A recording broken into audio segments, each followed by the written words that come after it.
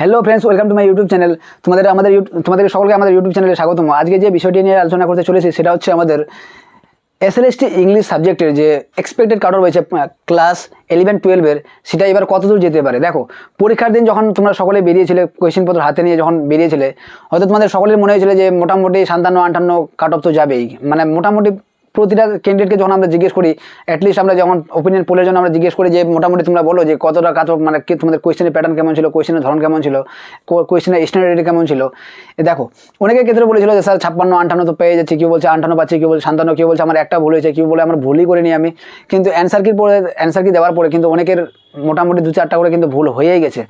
কারো হয়তো যে সঠিক অ্যান্সারটা হওয়ার কথা সেটা কিন্তু হয়নি, অনেক সময় যেটা কমপ্লেক্স হওয়ার কথা ওটা কম্পাউন্ড বা ওরা কম্পাউন্ড নিয়েছে। এই যে ছোটো ছোটো মিস্টেকগুলো 2-1টা হয়েছে, মানে নেওয়া হয়েছে তোমাদের অ্যান্সার, কিন্তু তোমরা সকলে দেখেছো। সেক্ষেত্রে দেখো, একটা কাট অফ কিন্তু মোটামুটি কিন্তু শুধু নাম, মানে কতজন পরীক্ষার্থী দিল এর উপর ডিপেন্ড করে না, পরীক্ষার্থীদের প্রেজেন্স অফ মাইন্ডে তারা কেমন, কোন পরিস্থিতিতে কতটা কে অ্যাটেম্প করেছে, তার মধ্যে কিছু যে রয়েছে, যেমন আরও 3-4টা প্যারামিটার রয়েছে। যেমন ধরো যে যারা এক্সপিরিয়েন্স টিচার রয়েছে, ঠিক আছে, তুমি ধরো 57 পেলে, ঠিক আছে, পেতে পারো, তুমি ভালো পড়াশোনা করেছো, 57 পেয়েছো। কিন্তু একজন এক্সপিরিয়েন্স টিচার যদি ও যদি 52 পেয়ে থাকে, কিন্তু তোমার থেকে ও আরও এক্সট্রা 10 নম্বর পাচ্ছে, সেই জন্য কিন্তু ও কিন্তু 10 নম্বর তোমার থেকে এগিয়ে থাকবে। তাহলে 57 আর ওর যদি 10 বা 52 ওর 10 দেওয়া হয়, তাহলে ও কত দূর যাবে? তো মোটামুটি 62 চলে যাচ্ছে, ঠিক আছে, তুমি কিন্তু 57 আটকে যাচ্ছ, ঠিক আছে। তারপরে দেখো, আরেকটা প্যারামিটার রয়েছে, শুধু এক্সপিরিয়েন্স টিচাররা 10 নম্বর পাচ্ছে, শুধু তোমাদের এইটা মানে মনে রেখে না যে শুধু হাই স্কুলের টিচাররাই পাবে।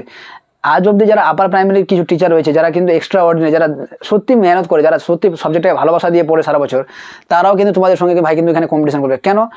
একটাই কারণ, একদম সিম্পল লজিক, কারণ যে এখানে স্যালারিটা কিন্তু অনেকটাই বেশি। কেউ যদি ওখানে যদি 50,000 বা আরেকটা যদি পরীক্ষা দিয়ে আবার দিয়ে যদি উনি ওই সাবজেক্ট আবার যদি 70,000 পান বা 65,000 বা 60,000 একটা স্যালারি পান, অবশ্যই কিন্তু তিনি মাইগ্রেট করবেন এক সাবজেক্ট থেকে অন্য সাবজেক্টে, ঠিক আছে। মানে একটা শ্রেণী থেকে অন্য শ্রেণীতে অবভিয়াসলি যে কেউ মাইগ্রেট করবে, আমিও করতাম, এটা প্রকৃতির নেচার, এটা সকলেই করে। দেখো, এই যে তারপরে এই সমস্ত জিনিস বাদ বিচার করে আমরা একটা কিন্তু ওপিনিয়ন পোল, একটা কমিউনিটি পোস্টে আমরা আপলোড করেছিলাম, যে তোমাদের সকলকে বলেছিলাম যে ওপেন টু অল পশ্চিমবঙ্গ যতজন পার্টিসিপেট তোমরা করেছিলে, মোটামুটি 4 থেকে 5,000 জনের, সেই ওপিনিয়ন পোল থেকে আমরা যে মানে তথ্যটা পেয়েছি, সেটার উপর বেস করে আজকে কিন্তু এই ওপিনিয়ন মানে কাট অফটা দেওয়ার চেষ্টা করেছি। দেখো, জেনারেলে কোনো ক্যান্ডিডেট যদি 56 থেকে 57 পেয়ে থাকে, +-1 ধরে নিতে পারো, হয়তো এর থেকে 1 কমে হতে পারে, ডাক পেয়ে যেতে পারো, কিন্তু এর থেকে 1 হয়তো বেশিও পেতে পারো, ঠিক আছে। ওবিসি বি যদি 54 থেকে 55, ওবিসি এ যদি 53 থেকে 54 হয়, এসসি যদি 51 থেকে 53 হয়, এসটি যদি 48 বা 49 থেকে 51 পর্যন্ত পেয়ে থাকো কোনো ক্যান্ডিডেট, তোমাদেরকে আমরা রিকোয়েস্ট করে বলছি আমাদের ইউটিউব চ্যানেলের পক্ষ থেকে, তোমরা ইমিডিয়েট বেসিসে তোমরা কিন্তু ইন্টারভিউর জন্য প্রিপারেশন শুরু করে দিতে পারো। এখন কোয়েশ্চেনটা হলো, স্যার ইন্টারভিউর জন্য কোথা থেকে পড়বো, কীভাবে নিজেকে রেডি করবো? 4 জন মানে বোর্ড মেম্বার থাকবে, মোটামুটি তোমাকে নিজেকে প্রেজেন্টেশন করা, বিশেষ করে তোমার সেলফ ইন্ট্রোডাকশনটা কিন্তু বেস্ট হওয়া উচিত, একদম বেস্ট, মানে সবার থেকে বেস্ট হওয়া উচিত, একদম ইউনিক হওয়া উচিত।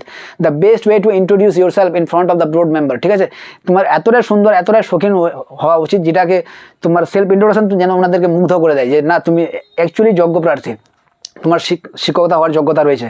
তারপরে একটা পরের কোয়েশ্চেন হতে পারে যে তুমি যে ডিস্ট্রিক্ট থেকে বিলং করো, ঠিক আছে, in which district you are belong to, you have to know about the basic knowledge of your district.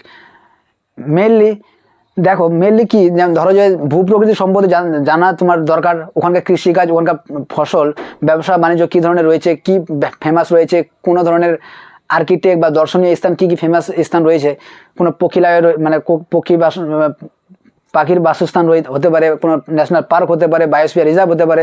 এই যে ছোটো ছোটো ফেমাস কিছু জিনিস থাকতেই পারে তোমার জেলাতে, কিছু ফসল ফেমাস থাকতে পারে, কিছু লোক ফেমাস থাকতে পারে, তোমার নামের সঙ্গে কারোর নামের ম্যাচ হতে পারে, জড়িত থাকতে পারে কোনো বড় শিল্পী বা মহান ব্যক্তিত্বের। এই সমস্ত কিছুই কিন্তু তোমাকে একদম খুঁটিনাটি একদম আগে থেকে রেডি করে যেতে হতে পারে।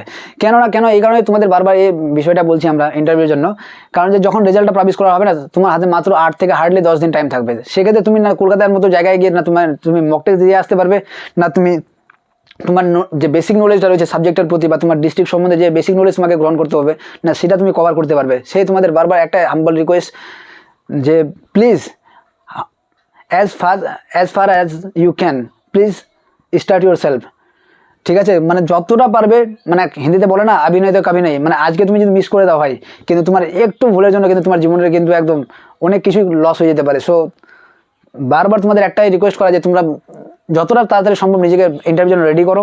যারা এই রেঞ্জের মধ্যে আছো, যারা এর উপর আছো, তোমাদের তো একদম Best of luck. So thanks for watching this video. Have a nice day. Please subscribe to my channel. Thanks for watching this video.